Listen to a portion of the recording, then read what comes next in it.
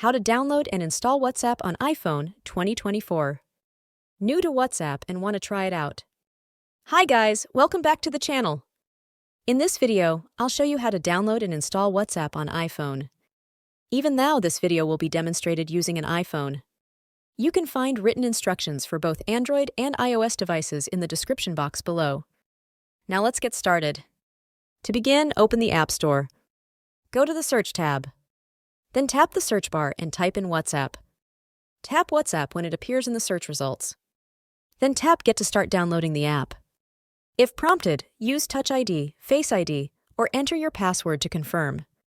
Then wait for your download to complete. This should only take a few minutes. Once your download is done, tap Open to start using WhatsApp. That's all it takes to download and install WhatsApp. To learn more about using WhatsApp, check out our playlist of WhatsApp tutorials. Thanks for watching. If you found this video helpful, please give it a like, leave a comment, and share it with your friends. Also, if you haven't as yet, please subscribe to our channel and click the bell icon to get notified as we put out great new tech tutorials like this on a regular basis.